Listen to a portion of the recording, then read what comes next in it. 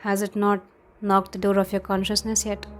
Why do you isolate when your cup has emptied? What happens when you isolate?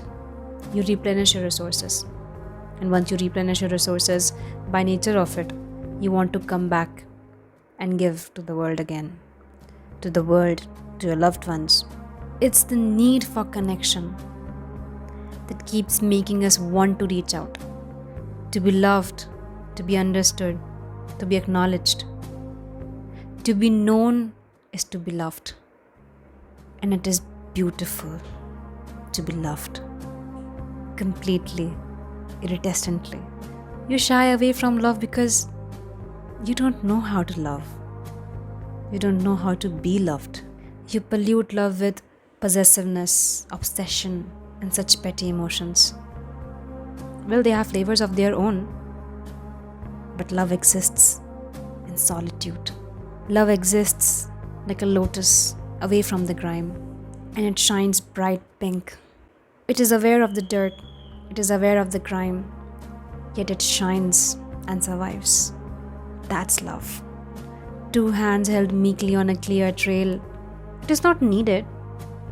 Still, it is there. It's present. It reassures, it supports. Love doesn't keep count. Love is not jealous. Love is alive and full of oxygen. Love doesn't need any incentive to thrive. Love imparts life onto the person practicing it, and by extension of it, the one receiving it. That's the beauty of love.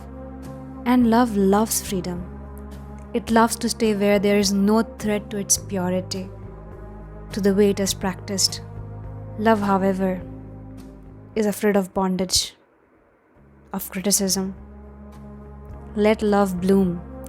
Bow to the temple of great lovers and forgive all the impostors who loved you, but only in words.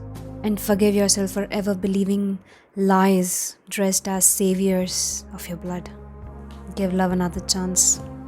Give yourself another chance. Namaste.